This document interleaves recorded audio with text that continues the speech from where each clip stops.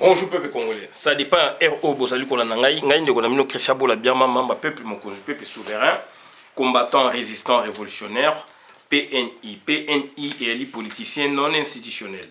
Bande Konangai donc tu es awa pona koloba makambu ya mboka na biso, surtout concernant les étrangers, en l'occurrence Kamere, makambu oyo ya sali na mboka na biso ya mabe, donc abomisi biso donc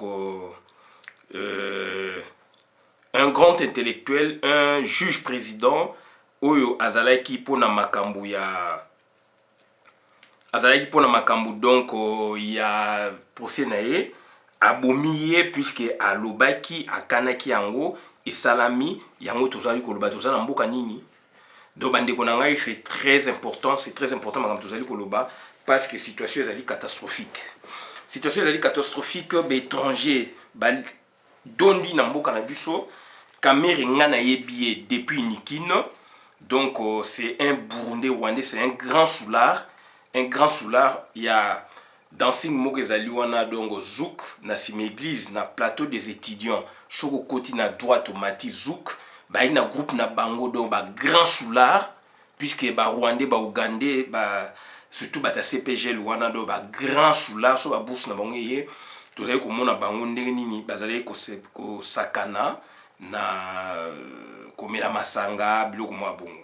Donc bandeko na ngai na ye koloba puisque nasi na loba yango sauf que bolingi koyoka biso te to loba yango bien pour na mboka na biso et démarrer bien, il faut ko boma Kamere, il faut ko boma donc Hippolyte Kanambe, Jeannette Kanambe, Zoé Kanambe. Zoé c'est un pygmée.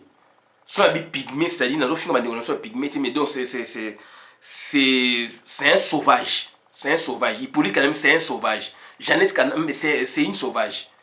Donc nazali koloba batwana ba Rwandais wana il faut ko boma bango. Il faut ba zonga na mboka na bango. Vital Kamere a bomeli biso juge. Parce que situation donc a yebi ke ako s'en sortir te. Tant batangeli Jézabel oyaye donc Mami Watawana donc c'est-à-dire Amida Chature donc a craqué. A craqué puisque yebi ke Amida akoya ko panzande ye, Amida koloba vérité basi bakoka procéder. Basi bakoka procéder donc Amida akoloba vérité et puis ba preuve ezali. Donc procès ezali qui a le 3 juin ezali qui déterminant dans la mesure où donc ça dit il y a des témoins oculaires où banga ba étayer ba propos où banga ba éclaircir élucider les faits et donc Kamere nga koza KO jamais nga za KO etc. Donc nous supposons que récomposition il y a tribunal voilà est à la correcte puisque il va de l'intérêt de la nation.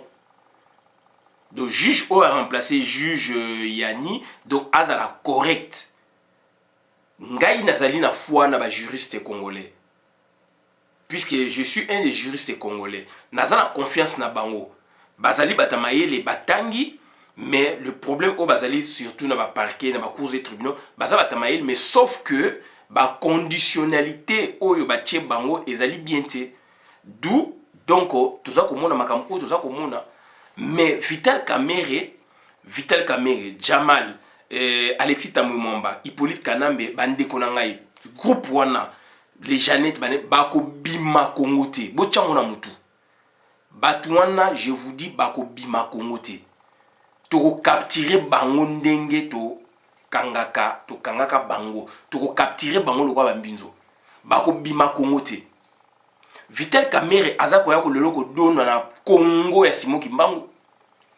Congo ya président Kasavubu. Congo ya Patrice Emery Lumumba. Congo ya président Mobutu.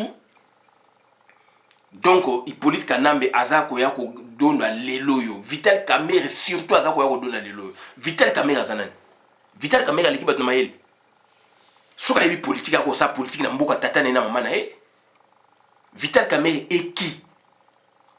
Voilà bandeko na ngai ba erreur auto sala tout ça c'est kenwa dondo muta créer biso biloko. Tout ça c'est kenwa dondo muta créer biso biloko. Vital Kamere abandi donc processus na wana na bureau ya Tarsis Loseke ministre ya gouvernement Tshisekedi. Il y a conférence nationale.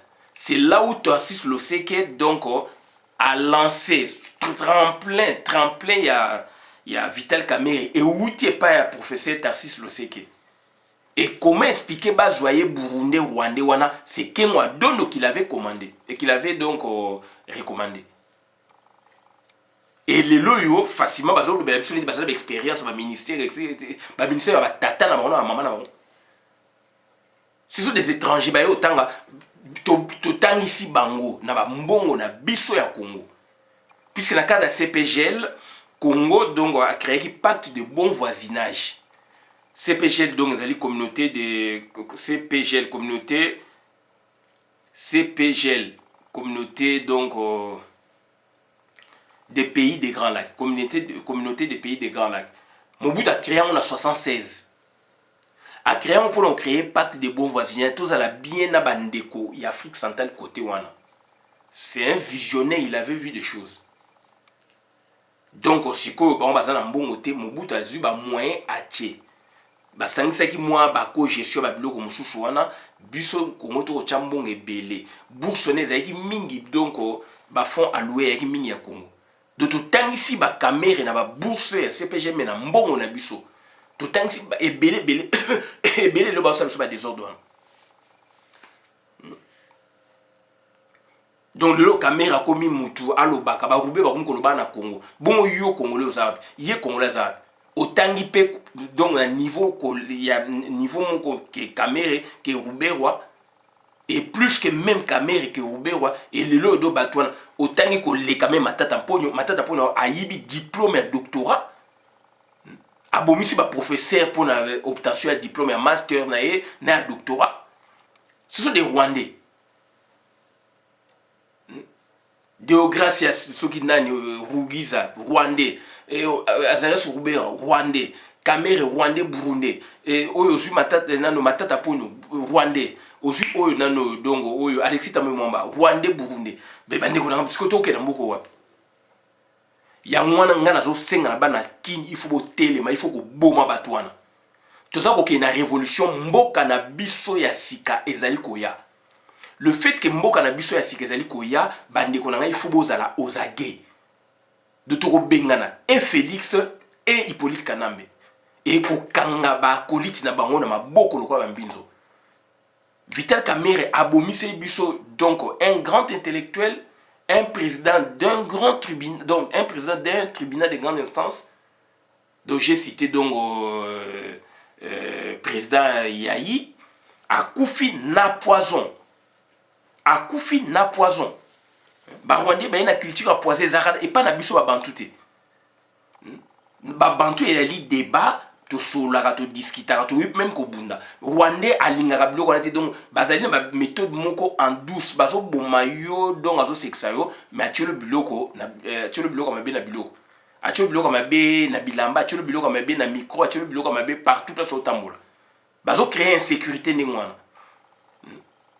Bato comme autant na ba miel tout ça pour na robanga poison. Est-ce que biso liboso to vivre na ba biloko ya poison? Yangona do bandeko na ngai donc to tiela bino donc hymne national la zaïroise pona yango ne mute sangisaka biso yango ne mute sangisa biso pe pesaka biso ba idée makasi et pesa biso ba conviction makasi donc sona yoki yango te pesa ngai bien te yangona do to tiela bino hymne national la zaïroise. Apprenez à répondre.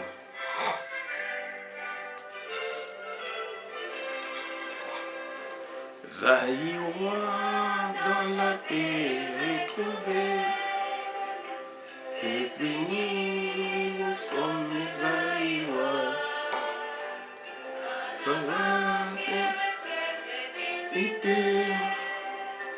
Peuple grand, peuple libre jamais.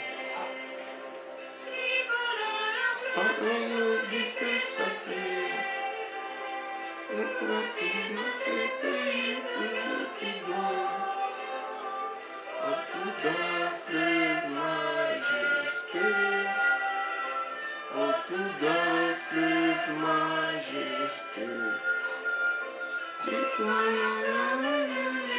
l'idéal.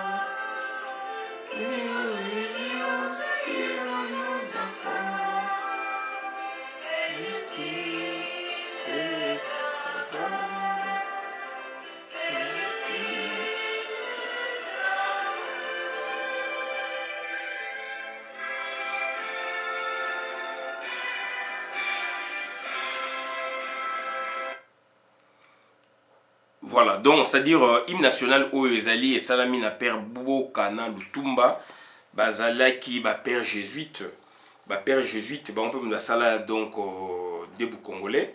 Hymne national la zaïroise donc ezali idéal oyo tozali na yango ezali idéal donc il y a regroupement, il y a unité nationale, il y a ciment national, il y a donc la zaïroise, la période de la zaïroise on a vécu la paix retrouvée.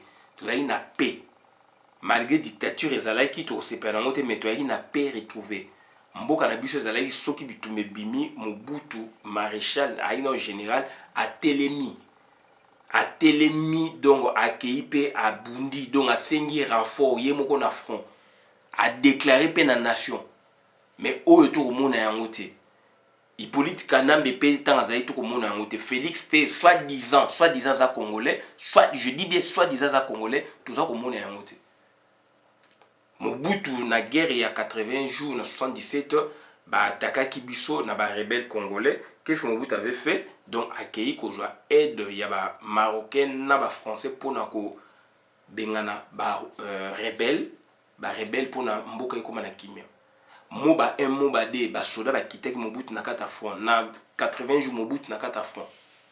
Azali ko loba tokolonga to tokolonga te.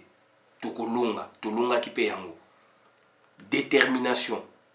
Mais oyo toza komona te Laurent Désiré Kabila tango akomi mutu, tango akomaki mutu. Si a regroupaki peuple, a déclaré guerre, alors la guerre sera longue et populaire. Voilà donc c'est-à-dire déclaration il y a président de la République. Donc oyo donc Chilo nani oyo usurpateur oyo Kanambe ba attaquer biso boye non pour na il faut sangana bango koyoka na bango dans l'entretien wana azokotsa ba Rwandais na Congo nanko. Félix Antoine Tshilombo pe Zambie et Kangi mboka na biso Centrafrique kotokuna ekoti mais ali ba Rwandais mais balati ba drapeau bikolo mususu. Voilà ndenge Rwanda zali coopérer. Tout ça c'est Sirgel na yesa bino. Ba bomaki CPGL ba tie bino Sirgel eza ko envelopper ba organisation sous-régionale nyonso. Donc moyen Congo était les mesati c'est Sirgel mutawa sa biloko wana. Ba bimisi kuna lokwa Zambie, ba bimisi koto lokola Centrafrique puisque traditionnellement tout ça a toujours ba voisin na bango. Et c'est ngani il faut boswana bango boswana alors que boswana ba Rwandais, ya on c'est une identité ba soda ne ko changer. Donc bandeko nanga lelo yo botande ba Rwandais ba zu place na Congo, botande ba Ougandais ba zu place na Congo, botande ba Tanzanie ba zu place na Congo, ba Burundi ba zu place na Congo. Donc ba Vital Kamerhe lelo ba ko ba référent ya Congo. Eza mawatro. Ba politicien na biso bazali wapi? Nga naza no activiste politique. Na ndimi na statut naza nango. Naza ko sala musala place ba politicien sengele basala. Mais ya biso ba politicien baza wapi? Nga nazali PNI, politicien non institutionnel. Kamerhe abomisi donc juge na poison puisque tanga yoki basengi donc audition des témoins, comparution do ya ba témoin baya ba loba to yoka bango. Place vérité nde efungwa, c'est ça la justice.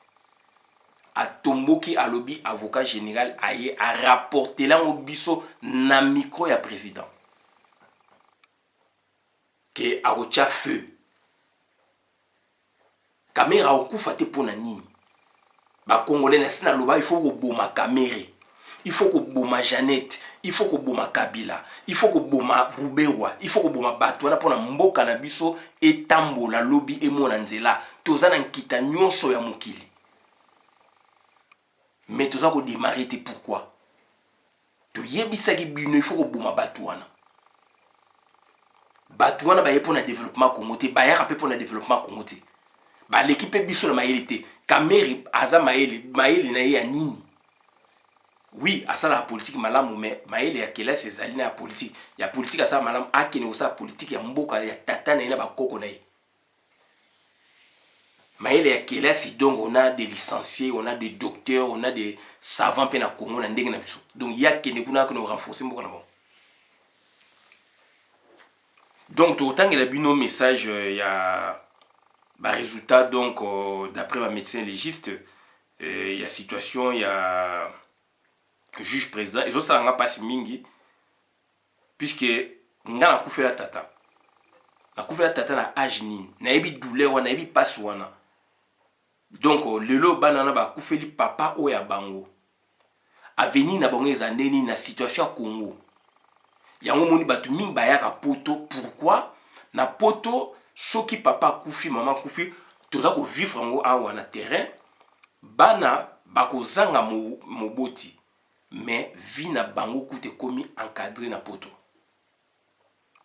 vie na bango komi encadré puisque classe de ezali awa eza obligatoire bassistance sociale bako récupérer bango bakopesa bango ba aide par-ci par-là en dehors ya ba assurance oyo papa na bango ba parents ba souscrivaki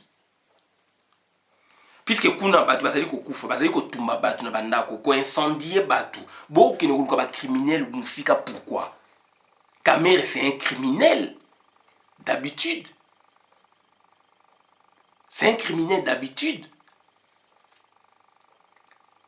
azali criminel te mais le fait qu'azali na ba Hippolyte c'est quoi comme criminel d'habitude asalango une fois deux fois comme criminel d'habitude Hippolyte kana bazali criminel né donc na zongi na sujet wana bandeko nanga ezali passe mingi état de droit bien obelelaka ezali te kokani mutu moko mibale état de droit non état de droit c'est une sommation il y a ba situation oyo que l'état azali kozwa makambo en main tozana kasi ko donc ya juge donc yani akufeli donc akufi atiki mwasi na bana atiki mwasi na bana siko nani yango akosokipe na mwasi wana nani yango akosokipe na bana wana ngana kufela papa na yebi nazoloba pourquoi makambo na yebi papa na bango yaki na projet pour na bana na ye bamusu bazali en bas âge bamusu lemusu bakoli on ne sait pas pour na yebi non famille na yebi ente mais na yebi katiki basi mwasi na bana siko bana wana ba projet na bango ekoyi ko risquer esuka na nzela puisque soutien matériel ekozala te soutien financier donc ça dit ekozala te l'état ne prend jamais en charge na Congo na Afrique na babiloko wana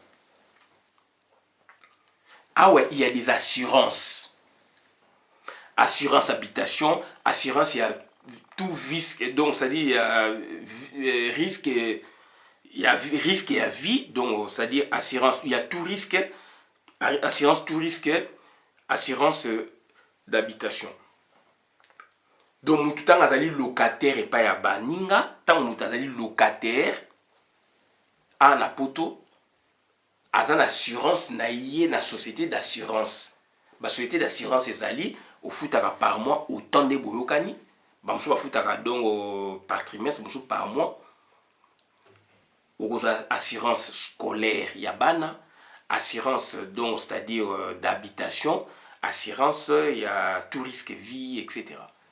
Il y a habitation c'est-à-dire mukolo ndaku ezala privé ezala ya l'état akopesa ondaku na yete atoye na ba millions tant que assurance ezalité c'est la culture en Europe dans des pays organisés un pays développé biso assurance ezalité mutu akofutele pana yo assurance osenga ya assurance te ndaku lobeziki boye boye donc ndaku neke perte inondation salami boye boye donc ba circonstance moko fortuite nzete ya ezana balabala ekweli na ndaku na yo batu bakomi libana mbala moko batu wana siko ba loger bango ndenge nini donc voilà babiloko eza ko rentrer na ba aspect ya état de droit toujours confondre makambo ebele d'où awa donc il y a des sociétés où l'état créa après ça bango ba fond mission batongaka bandaku ba loger batu babenga HLM HLM on ezali donc ça dit tant baza ko pesa yo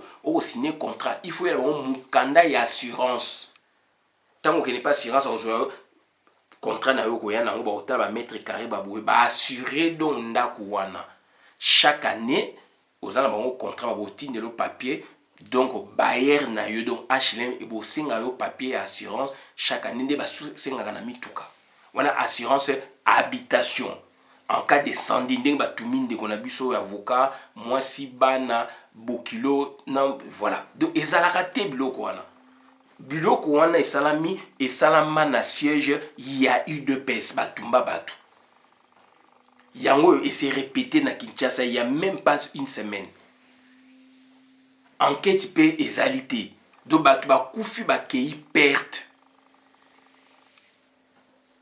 donc perte ya ndaku perte ya bato ya bien et service donc bien donc na bandaku na bato service puisque ezali location ezali boye donc mutu oyo ndaku na ye il a investi vie na ye boma mpona ndaku wana pour une cause une raison comme ça donc batumbi na kanda baye nango bapini mutu na d'après bango batumbi na kata ndaku avocat wana mwasi na mwana na bokilo batumbi na kata ndaku enquête pa malonge kozala te ana poto de police scientifique ngé koye donc monde entier balinge ba parler loko wana soki ezali na pays mo Europa monde entier banga ba parler loko soki pe Congo tozali correct RTNC est correct et ngé koloba ngo donc état de droit nde yango wana et ngé ko tombola makambo na likolo ba chaîne ya monde entier banga ba relayer le fait que bango bazali ko boma yango biso journalisme citoyen ya internet nde tozali ko relayer yango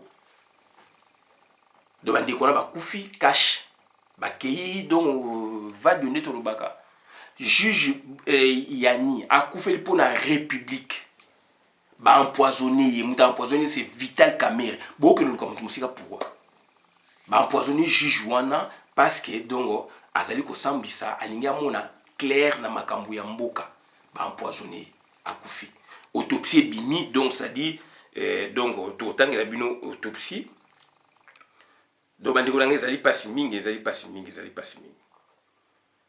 to tangela bino bandeko nanga ezali Radio Okapi vient de dévoiler les conclusions de l'autopsie du juge Yani. Il s'agit d'une mort par empoisonnement.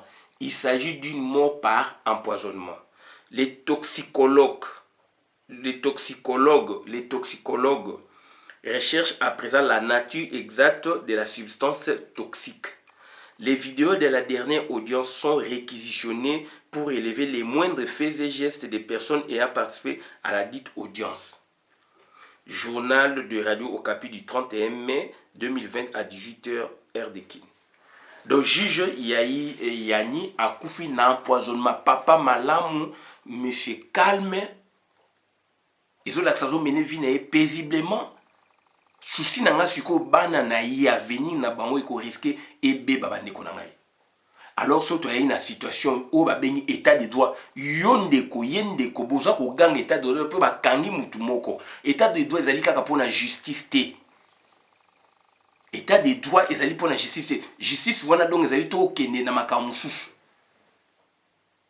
puisque état de droit de côté donc pouvoir wana il faut ba séparation des pouvoirs mais état de droit donc ezali concept moko global.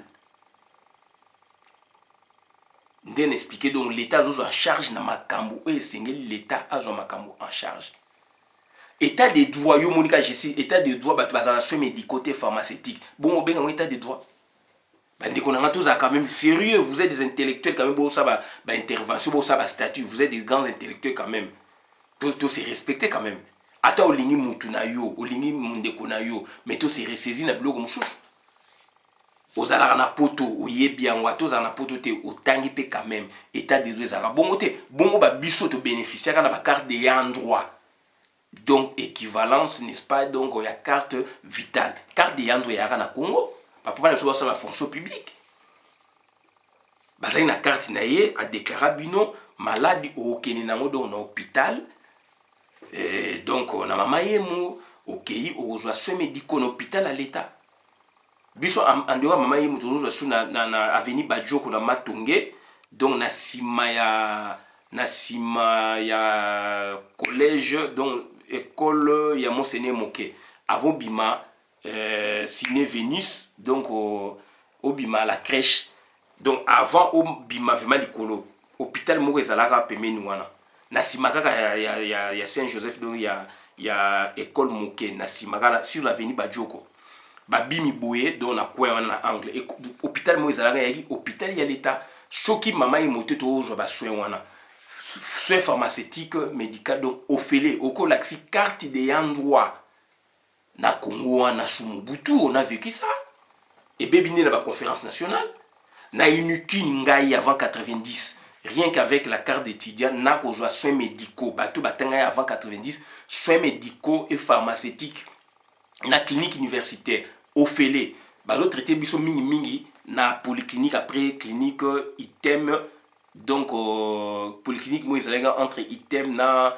clinique na nzela CNPP toujours joa traitement na soki malade ou bezali makasi nde batinyo na clinique soki ba traiter yo ba médecin monio a celle ordonnance ou yesiko na entrée à clinique entrée principale boue paiement nous à la pharmacie ezalaka ko laxi na libana ko laxi ba peso ba kisokei toujours ba rien que la carte d'étudiant na inukine moi j'ai vécu ça avant 90 moi quand même il y a organisé les lots donc ça dit passe na ngezali place wana nga kufela papa na kufela papa na yebi douleur wana na yebi makambo wana et je vois beaucoup l'avenir ya bana na ye ya tiki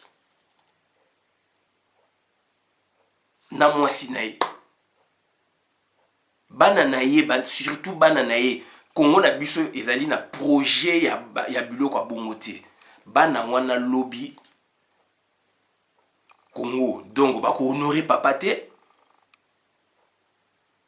assurance ezali te soki assurance na oka assurance ezali pour société d'assurance ezalaki mais bambongo ebimaka mate ebima mingi mpona bakonzi est ce que bandako wana ezalaki assuré est ce que moto azali assuré na Congo puisque assurance ezali est ce que bapesa baassurance ya ndenge wana nayebi te mais puisque société d'assurance ezali na poto moto azalaka assuré mutu na nzoto mutu ezali assuré na assurance no ozwa pe ya tout risque ozwa pe assurance scolaire pour na bana na cas de scolarité na bana nzela ni ba otambola tout risque pe kotaka nango mais ba musu bazwa azui tout risque ya bino tout azui pe bana assurance scolaire et ko couvrir na activité na ya ba scolarité bani siko assurance pe ya ndako habitation toujours ba assurance wana place nazali biso ndako bato eziki naza na assurance puisque chaque année vers juin HLM ezokomela mokanda pesa mokanda assurance so opesa te barelance baomenase yo même osenga na assurance na yo mokanda okotisi eza na dossier no bayebi ke année boye baza na couverture basituation moko donc ekoki koya boye mbula inondation makambo ebele eza na baassurance inondation mbula incendie boye oza na assurance opesi ekoti makambo assurance namoni kuna batumbi donc avocat na ndako na mwasi na bana na bokilo famille neko tobi te ke mutu fa bénéficier non mais to parler makambo ndenge ezalaka donc esalami ngam na sala yango te mais sikoyo il faut qu'il y ait réparation soki couverture ya bassurance ezalaki baboyeboye malgré bato bakufi mais donc famille ekozala indemnisé ndako mpe ekozala donc voilà réparation makambo ebele donc banotion na mutu na biso eza te donc tout ça c'est quoi eza bakulu na cravate tout ça c'est quoi ezali do mafieux conséquences ya régime mafieux na pouvoir yango wana ce sont des mafieux qui sont au pouvoir maintenant donc bazosala oyo e bango bayebi oyo bango balingi yango moni situation na biso lelo na Congo donc ezali bongo babomi mutu donc juge akufi na makambo oyo emonani et puis Camere a déclaré mais Camere wana bomona bakotiki ne on a osinga na bakongolais bo beta Camere masasi naza kosinga na basoda bozali na masasi bo beta Camere masasi donc un subjugué comme ça un aventurier comme ça mutu azali domestique ya bandeko na ye ya pays na ye kuna bazonga comme esclave ba utu wana donc pona aya kosaka na biso ba bantu bakolo na bango biso ba bantu toza bakolo ya ba utu baza ba bantu mais donc bazali kuna siko donc na niveau moko ya infériorité donc biso toza bakolo na bango kuna bazo saka na bango kote oya olinga saka na biso un camere azana Voilà bandeko na ngai. Mais naza koloba ba calculo ba tuti ba sale pour na Congo et match baluki. Toko kanga bango lokola bambinzo bako bimati. Tolobaki donc to koti na année à turbulence. Année à turbulence yango yo. 6 mois ya turbulence. Juin o ezali juin au kata makam. Juin oyo bandeko na ngai ezali juin au kata makam. Kamere nalobaki ka ozala grand gagnant mais akoki kozala le grand akoki pe kozala le grand perdant. Ba donner ko changer tikali kuna boloko libela. Alexis Tamwe Mwamba ba tuana tu bandeko na il faut ko boma bango. Tout ça a besoin de bango ba keni na mboka na. Donc il faut ko boma bango histoire na bango si là mboka na biso fungama nous avons toutes les richesses du monde pour na que Congo démarrer. Mais ba tuana ba yeko tia biso ba frein. Tu ko accepter biloko te. Voilà bandeko na nga ona yeko sabino ngwana na suki abona na vidéo malamu na compte communauté. Ngai Christian Bolabia mamba peuple mokonzi peuple souverain combattant résistant révolutionnaire PNI. PNI et les politiciens non institutionnels. Bandeko na nga ezali pasi mingi mais naza koyoka mawa mingi donc na bana ya juge. Bana ya juge liwa eyaka na ndenge belé mais bana wana bandeko na nga bakufi papa na bango akufi atiki bango avenir na bango ko beba. C'est là où il y a la douleur. Mais par contre, quand il y a bon monsieur Zomaki na poto awa, banana, bah au père de papa, mais peut-être bah au père d'avenir na bangote.